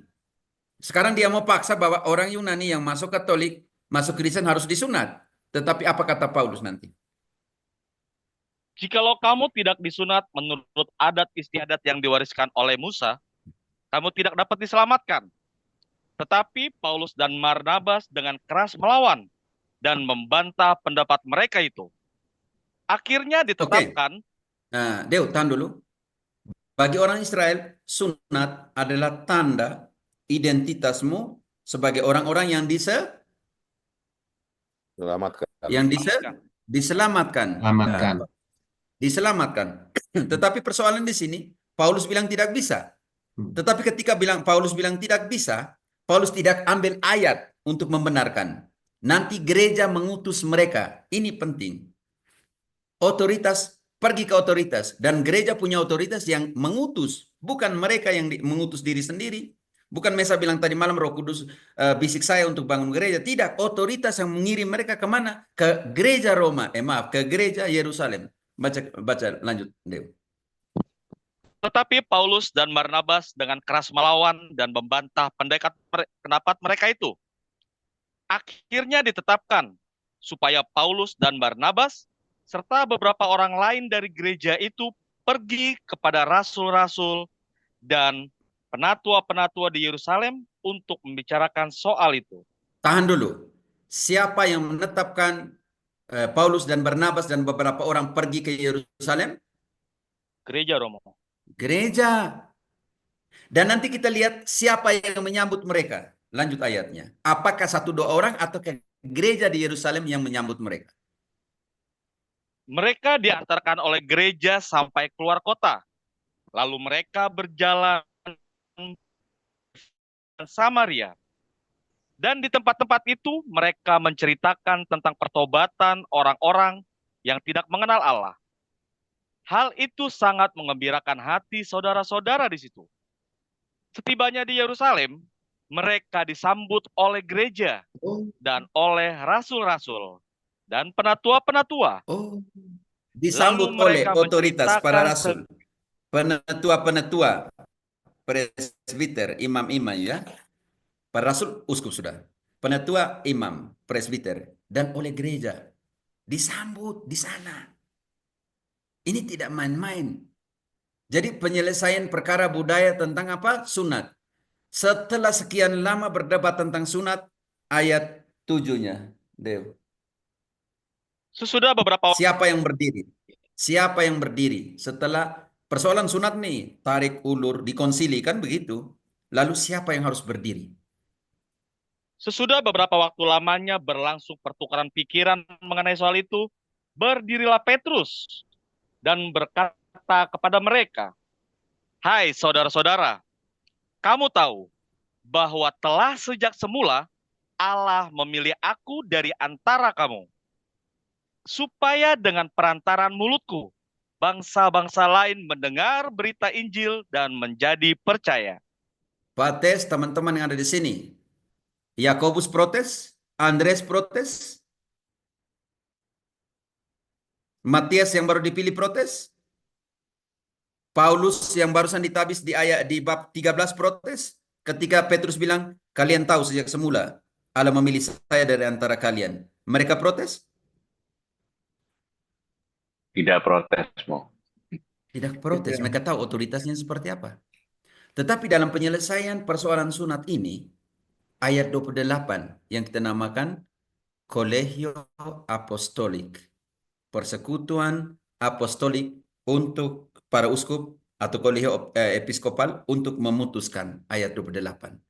Ini penting sekali. Sebuah konsili diputuskan oleh kolegio apostolik atau kolegio episkopal. Sebab adalah keputusan Roh Kudus dan keputusan kami, supaya kepada kamu jangan ditanggungkan lebih banyak beban daripada yang perlu ini. Selesai. Kamu Ini harus saudara, ini adalah keputusan Roh Kudus, adalah keputusan kami, kolegium, persekutuan apostolik. Ada di situ otoritas. Maka ingat kembali Matius 18:18, apa yang kamu ikat, apa yang kamu lepaskan terhadap sebuah perkara. Di mana ada otoritas di dalam Protestantisme? Ini juga pertanyaan. Setiap orang adalah otoritas bagi dirinya sendiri. Magisterium adalah untuk dirinya sendiri. Paulus, ahli perjanjian lama, di situ Paulus tidak omong satu kata pun. Paulus mengerti bahwa siapa otoritas penuh sebagai primus inter pares di sana. Sejak semula Allah memilih saya dari antara kalian. Menyelesaikan perkara sunat. Dan sunat diganti dengan pembaptisan. Kolose 2 ayat 11-12. Ingat itu. Sunat digantikan oleh pembaptisan. Kolose 2 ayat 11-12 atau 11-12. Kolose 2, Ayat 11-12. Kolose 2, 11, 12. Dalam Dia kamu telah disunat, bukan dengan sunat yang dilakukan oleh manusia, tetapi dengan sunat Kristus yang terdiri dari penanggalan akan tubuh yang berdosa.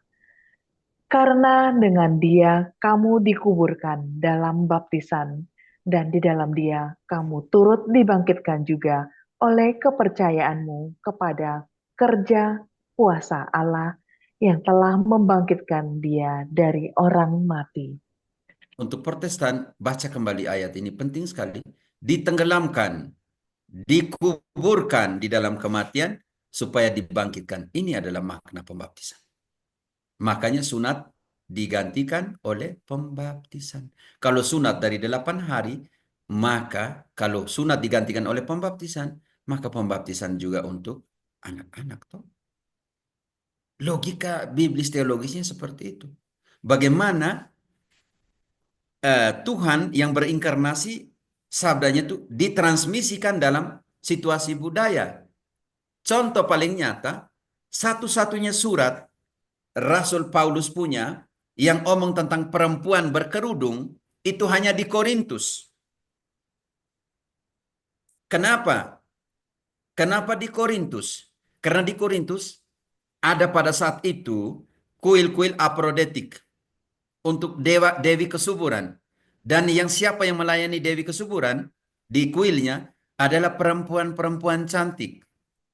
Dan untuk membedakan dari perempuan-perempuan lain, perempuan-perempuan yang melayani dewi kesuburan, orang pergi ke sana bisa berhubungan badan dengan perempuan-perempuan ini sebagai tanda kesuburan, maka perempuan-perempuan ini dicukur kepalanya, rambutnya dipotong, dicukurkan untuk membedakan dari perempuan lain.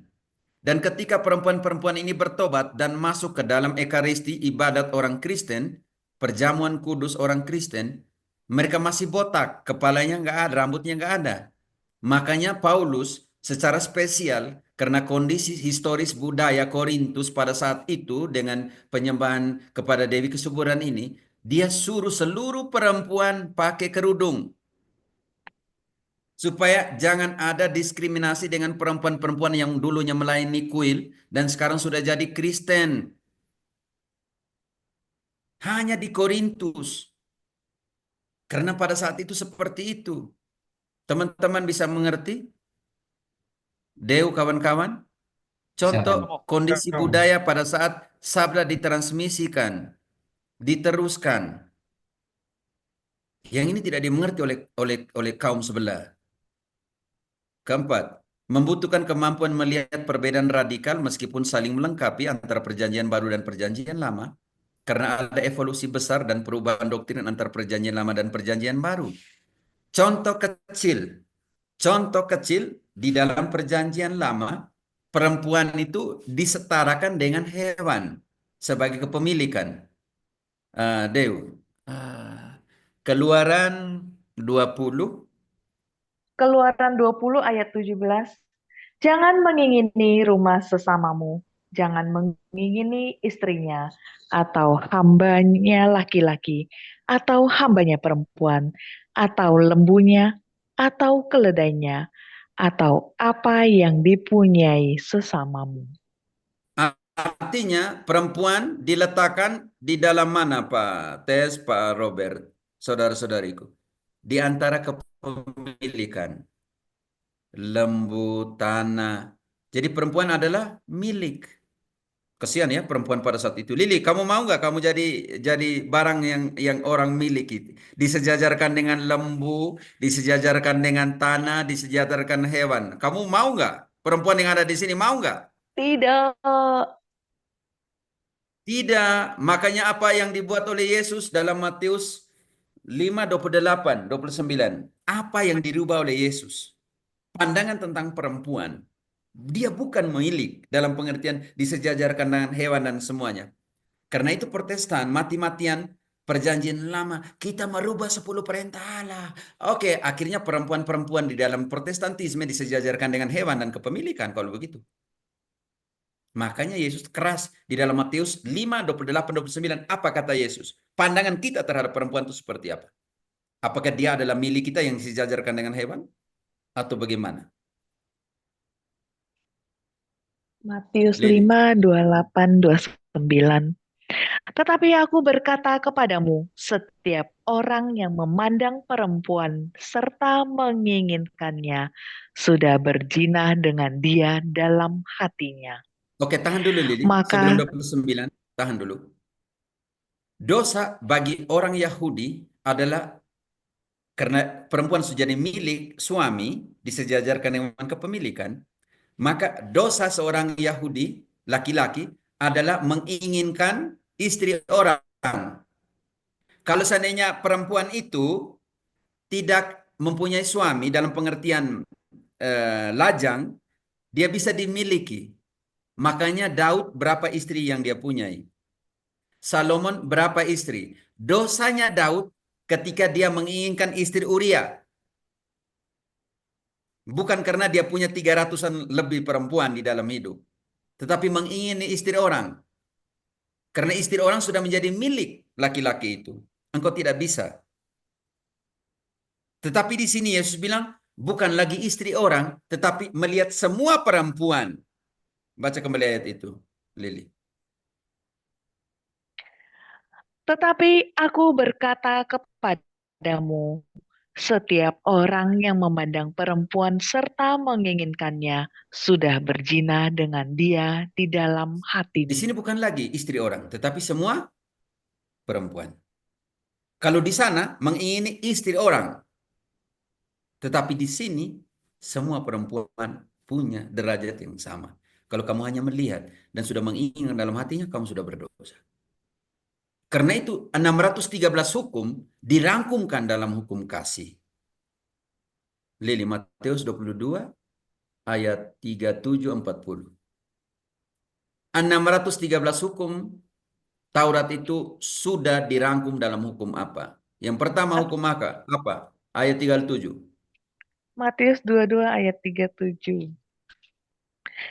Jawab Yesus kepadanya, kasihilah Tuhan Allahmu dengan segenap hatimu dan dengan segenap jiwamu dan dengan segenap akal budimu.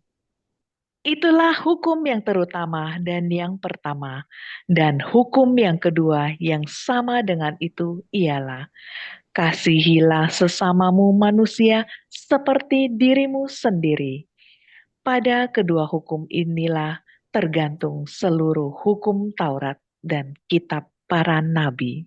Oke, di dalam kedua hukum ini, cintai Allah, cintailah sesamamu seperti dirimu sendiri, terangkum semua 613 hukum Taurat dan nubuat para nabi. Membutuhkan kemampuan untuk melihat perbedaan radikal, meskipun saling melengkapi, tetapi saudara ada evolusi besar dalam kepenuhan di dalam perjanjian baru dari doktrin di dalam perjanjian lama. Kalau Protestantisme mati-matian perjanjian lama, yang ini yang lucu. evolusi di dalam persepuluhan. Contoh kecil evolusi dalam persepuluhan, atau Deo nggak usah ya, panas nanti ya. Deo, tidak usah ya. Boleh Romo, boleh Romo. Evolusi di dalam persepuluhan. Oke. Di dalam persepuluhan, saudara-saudariku yang terkasih, persepuluhan itu haknya bukan haknya para pendeta. Ulangan Lili 26 ayat 12. Siapa yang menerima persepuluhan? Ngeri. Contoh kecil. Teman-teman bisa bantu yang sudah temukan. Ulangan 26 ayat 12. Ulangan 26:12. Apabila dalam tahun yang ketiga, tahun persembahan persepuluhan, engkau sudah Tahun keberapa? selesai. Tahun keberapa? Tahun yang ketiga. Oh, tahun yang ketiga, bukan tiap hari. Lanjut. Apabila dalam tahun yang ketiga, tahun persembahan persepuluhan, engkau sudah selesai mengambil segala persembahan persepuluhan dari hasil tanahmu, maka haruslah engkau memberikannya kepada orang Lewi, orang asing, anak yatim, dan kepada janda, supaya mereka dapat makan di dalam tempatmu dan menjadi kenyang. Di mana persepuluhan untuk pendeta di sini? Di dalam perjanjian baru. Kalau persepuluhan itu untuk orang Lewi, imam Lewi, janda, yatim piatu, dan orang asing. Di mana ada persepuluhan di sini? Oke, Yesus mengeritik persepuluhan. Matius 23:23. Nanti kita lihat. Yesus tidak menghilangkan persepuluhan, tapi mengeritik persepuluhan.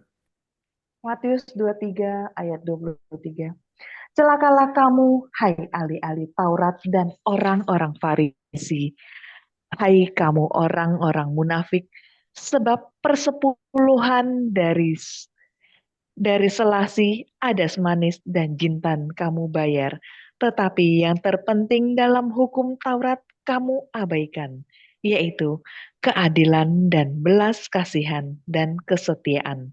Yang satu harus dilakukan, yang lain jangan diabaikan. John, persepuluhan perjanjian lama diterima oleh imam Lewi, yatim piatu, janda, dan Yatim. anak yatim. Dalam Matius 23:23 memang Yesus tidak menghilangkan persepuluhan. Kenapa? Karena perjanjian baru tidak ada lagi imam Lewi. Yang ada adalah imam dalam ritus Melkisedek. Ibrani 7 ayat 11 ayat 12 ayat 11 12. Di sana kita akan melihat bahwa Yesus mengubah ritus Lewi kepada ritus Melkisedek, ritus Harun kepada ritus Melkisedek. Jadi imam perjanjian baru adalah imam dari ritus Melkisedek. Ibrani 7 ayat 11 12.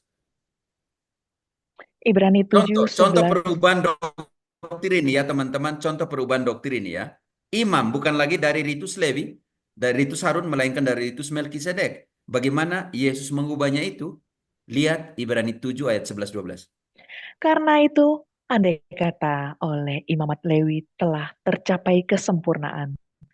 Sebab karena imamat itu umat Israel telah menerima Taurat.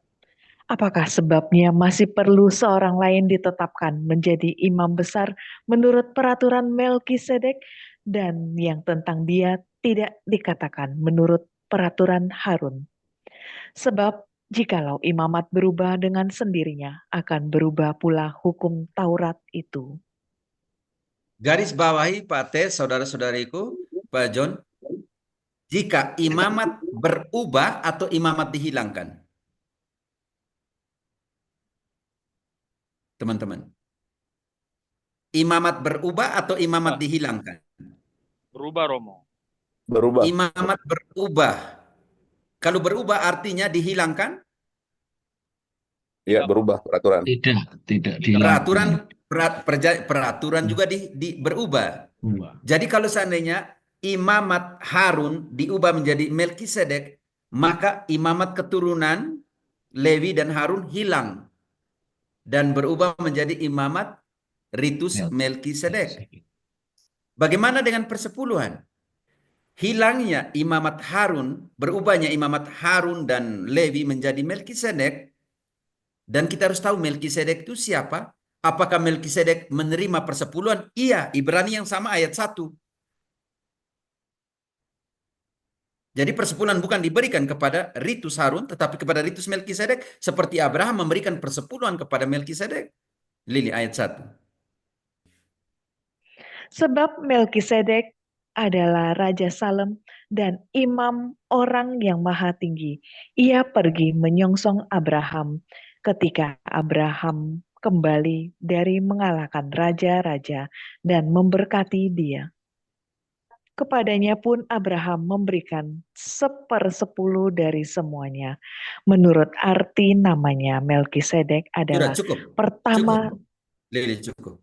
Artinya persepuluhan diberikan kepada ritus sekarang ini. Deu, buka mic kalian. Ritus Melkisedek. Melkisedek.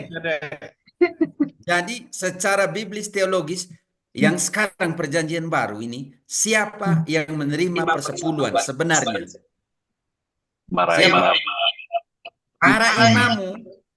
Tapi imamu tidak menekankan bahwa kalian harus bayar persepuluhan. Yang tidak berhak mendapat persepuluhan, John Michael, yang tidak mendapatkan hak persepuluhan, tetapi kenapa ambil hak persepuluhan secara teologis biblis? Pendeta di mana bilang harus terima persepuluhan? Tidak ada. Bukan imam kok. Bukan dari ritus Lewi, bukan juga dari ritus Melkisedek. Bagaimana mau terima persepuluhan? Ini yang kita namakan perubahan doktrin antara perjanjian lama dan perjanjian baru. Harus dilihat itu. Hak biblis teologis nggak ada pendeta dapat persepuluhan. Dari mana? Justru yang harus mendapatkan itu adalah mereka yang melayani altar dan melayani mesbah. 1 Korintus 9 ayat 13-14. Itu yang harus mendapatkan hidupnya dari sana. Iya. Tidak tahukah kamu bahwa mereka yang melayani dalam tempat kudus mendapatkan penghidupannya dari tempat kudus itu? Dan bahwa mereka yang melayani mesbah mendapat bagian mereka dari mesbah itu? Demikian pula Tuhan telah menetapkan bahwa mereka yang memberitakan Injil harus hidup dari pemberitaan Injil. Bagaimana Protestan pendeta potong ayat 13 tentang pelayanan mesbah altar, hanya pakai ayat 14 untuk hidup dari Injil. Tetapi di sini hak dan kewajiban para rasul itu dua, imam dan juga yang mewartakan. Bagaimana dicopot dan dicomot, dihilangkan. Ini yang berbahaya di dalam prinsip penafsiran yang di sebelah. Yang kelima, membutuhkan kemampuan melihat seluruh Alkitab sebagai jalan menuju kepenuhan di dalam Kristus. Inilah yang disebut kristosentrisme Alkitabiah. Ada segudang masalah yang mengharuskan pelajar Alkitab untuk rendah hati dan yakin bahwa pelajaran Alkitab itu sulit, namun menarik dan tidak ada habisnya. Ini poin untuk kalian, saudara-saudara Katolik. Bahwa pelajaran Alkitab itu sulit, namun menarik dan tidak ada habisnya. Oke, saudara-saudariku yang terkasih. Maaf ya, studi Alkitab yang serius menuntut 5 poin penting ini kita sudah, ini saya belum masuk ke penafsiran ya. Penafsiran holistik yang punya 5 kriteria. Tapi sebentar dulu, kita sudah, nanti panjang jadinya, minta maaf. Oke, teman-teman. Apa artinya memiliki mentalitas gerejawi? Itu penting sekali sama saudaraku. Penting sekali. Mentalitas holistik tetapi mentalitas penafsiran gerejawi. Kenapa? Ini berarti bahwa Katolik menerima dan menafsirkan Alkitab di dalam komunitas umat Allah. Dalam tradisi ilahi apostolik. Hidup dan historis yaitu gereja. Dan itu bukan karena keinginan seseorang tetapi karena sifat Alkitab menuntutnya. Karena Alkitab bukanlah buku aneh yang tiba-tiba jatuh dari surga. Kitab suci lahir dan perlahan-lahan terbentuk dalam tradisi yang panjang di dalam komunitas umat Allah Israel, perjanjian lama, dalam komunitas gereja mula-mula. Faktanya, gereja dapat hidup tanpa Alkitab tertulis. Ingat, gereja dapat hidup tanpa Alkitab tertulis. Tesalonika ditulis, surat pertama Paulus adalah Tesalonika yang ditulis tahun 50, setelah tahun 33 Yesus naik ke surga. Di situ ada senjang 17 tahun. Gereja bisa hidup tanpa Alkitab tertulis. Meskipun gereja tidak bisa hidup tanpa pesan ilahinya. Gereja tidak bisa hidup tanpa firman-Nya. Gereja tidak bisa hidup tanpa Injilnya. Dan gereja tidak bisa hidup tanpa Kristus yang hadir dalam komunitas, dalam ekaristi. Ini penting sekali. Artinya, sebelum keberadaan Alkitab tertulis, sudah ada tradisi yang hidup dari pesan ilahi dalam khotbah, dalam katekese, dalam liturgi, dalam kehidupan orang-orang Kristen pertama. Itulah sebabnya kita tidak dapat hidup tanpa tradisi, tanpa cara pandang pendahulu kita menafsirkan dan membela Alkitab dalam iman mereka. Ingat itu saudara dan saudariku. Kenapa? Karena gereja yang bertanggung jawab untuk meneruskan pelbagai hikmat. Deo atau Lili, Efesus 3 ayat 10. Siapa yang bertanggung jawab untuk meneruskan pelbagai hikmat, nubuat? Siapa? Kalau bukan gereja. Efesus 3 ayat 10. Supaya sekarang oleh Efesus 3 ayat 10. Supaya sekarang oleh gereja diberitahukan berbagai ragam hikmat Allah kepada pemerintah-pemerintah dan penguasa-penguasa di surga. Siapa yang harus meneruskan hikmat? Nubuat? Gereja, Romo. Apa itu hikmat? Ayat 11. Sesuai dengan maksud abadi yang telah dilaksanakannya dalam Kristus Yesus Tuhan kita. Maksud abadi, bukan maksud sementara. Dan karena itu, dia harus meneruskan itu. Ingat, gereja bisa hidup tanpa Alkitab tertulis. Tetapi tidak bisa hidup tanpa firman-Nya yang hidup. Tanpa ekaristi, tanpa pesan ilahi. Gereja tidak bisa hidup. Tetapi gereja bisa hidup tanpa Alkitab tertulis. Itu sudah dibuktikan dalam sejarah. Gereja bisa hidup sebelum konsili Roma 382 untuk mengumpulkan semua kitab suci. Dikanonkan, gereja bisa hidup. Karena itu gereja itu apostolik, bukan skritura. Minta maaf, bukan merendahkan skritura, tapi memang itu kenyataan fakta sejarahnya seperti itu. Fakta biblisnya seperti itu. Kenapa? Karena gereja adalah tiang penyangga dan dasar kebenaran. 1 Timotius 3 ayat 15. 1 Timotius 3 ayat 15. Jadi jika aku terlambat, sudahlah engkau tahu bagaimana orang harus hidup sebagai keluarga Allah, yakni gereja dari Allah yang hidup, tiang penopang dan dasar kebenaran. Tiang penopang dan dasar kebenaran. Kita masuk sedikit mentalitas Protestan. Dari manakah perpecahan Protestan berasal? Dari yang terkenal hanya Alkitab, sola scriptura. Dan dari interpretasi pribadi dari Alkitab. Akar dari begitu banyak perpecahan dalam Protestan terletak pada mentalitas yang digunakan oleh Protestan untuk membaca dan menafsirkan Alkitab. Protestan secara umum memiliki kriteria ini untuk membaca Alkitab. Hanya Alkitab. Dan interpretasinya bersifat pribadi. Protestan secara umum percaya bahwa Alkitab saja mengandung dan memanifestasikan dengan sendirinya semua wahyu Tuhan. Itu bertentangan dengan kitab suci. Karena kitab suci mengatakan bahwa wahyu Tuhan itu, nubuat itu diteruskan oleh gereja. Tidak ada wahyu pribadi untuk meneruskan dan melengkapi itu. Ingat bahwa Ibrani 1:1, bantu dulu Ibrani 1:1, pada zaman dahulu. Ya, Ibrani 1:1. Setelah pada zaman dahulu Allah berulang kali dalam cara pada kita dan pada zaman akhir ini Ia telah berbicara kepada kita dengan perantaran anaknya yang telah Ia tetapkan sebagai yang berhak menerima segala yang ada. Oleh Dia Allah telah menjadikan alam semesta. Lanjut. Ia adalah cahaya kemuliaan Allah dan gambar wujud Allah, dan menopang segala yang ada dengan firman-Nya yang penuh kekuasaan. Dan setelah Ia selesai mengadakan penyucian dosa, Ia duduk di sebelah kanan yang maha besar, di tempat yang tinggi, jauh lebih tinggi daripada malaikat-malaikat, sama seperti nama yang dikaruniakan kepadanya jauh lebih indah Jauh lebih daripada baik. nama mereka. Oke, Yesus adalah kepenuhan, Deo. Dalam Iya, ayat Romo. ini, Yesus adalah kepenuhan dari seluruh misi itu.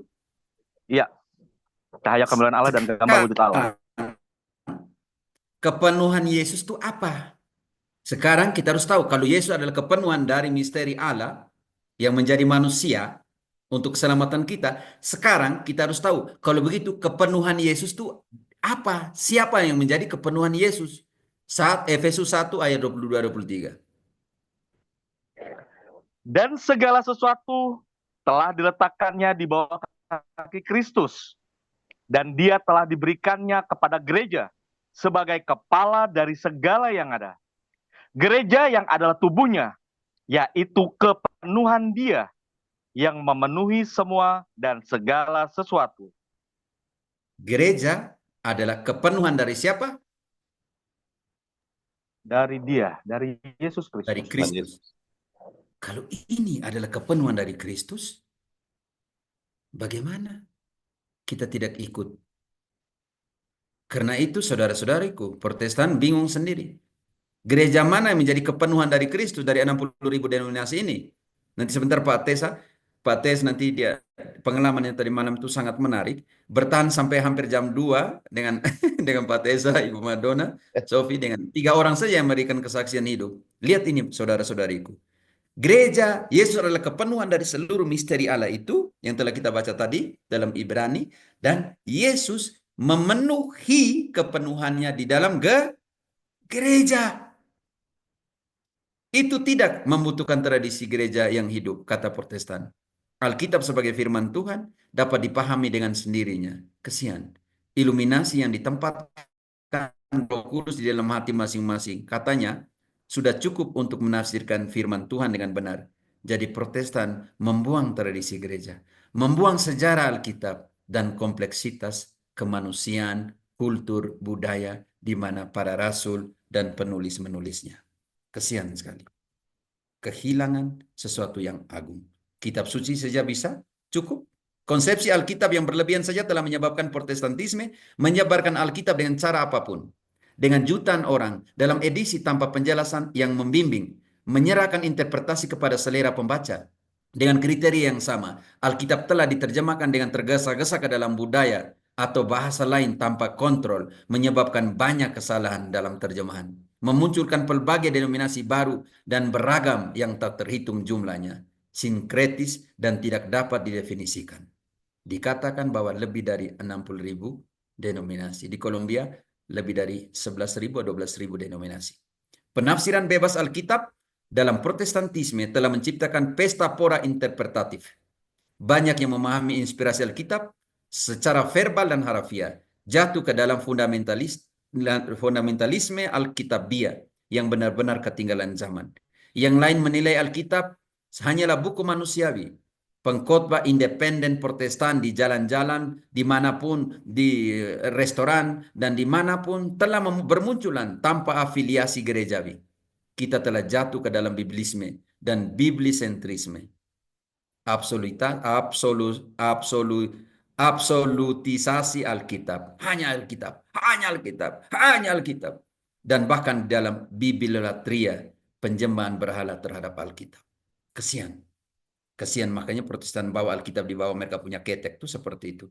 Ini yang kita namakan bibliolatria seperti itu. Saudara-saudari Katolik, semoga kita dapat membaca Alkitab dengan mentalitas yang membebaskan. Kristus Allah manusia adalah milik semua. Dia adalah jalan kita, kebenaran kita, dan hidup kita. Yohanes 14 ayat 6. Sejarah manusia pada dasarnya adalah kisah kasih dan keselamatan di dalam Kristus. Kolose 1, 13-20, kalian bisa baca. Efesus 1, 3-14. Di dalam gerejanya, Efesus 2, 12-21, nanti kalian bisa baca semua. Karena itu, ingatlah saudara, jika Anda memiliki perjanjian baru hari ini, itu karena gereja Katolik mendefinisikannya dengan otoritasnya. Keraguan kepada gereja Katolik sama dengan keraguan kepada kitab-kitab yang ditetapkan gereja sebagai kitab suci. Terima kasih saudara-saudariku yang terkasih. Saya kembalikan ke host, mempercepat. Lili jangan marah karena saya cuma mempercepat supaya lebih banyak kepada diskusi. Jadi saya ke belakang sebentar, ambil lagi kopi karena sudah habis. Jadi Ya. serahkan kembali ke, minta maaf 5 menit ya, teman-teman semua. Semua kita bertahan untuk diskusi. Ini poin penting yang sebenarnya dari sinilah titik persoalan, di mana setiap kali Protestan masuk ke Rum Katolik sampai ke Romo Patris, tunjukkan ayat, ayatnya mana, tunjukkan ayatnya mana, kan seperti itu. Dan sekarang kita melihat bagaimana mentalitas biblis Alkitabiah antara kita dan mereka. Teman-teman, tolong saya ke belakang dulu 5 menit, kita istirahat ya. Deo kembali ambil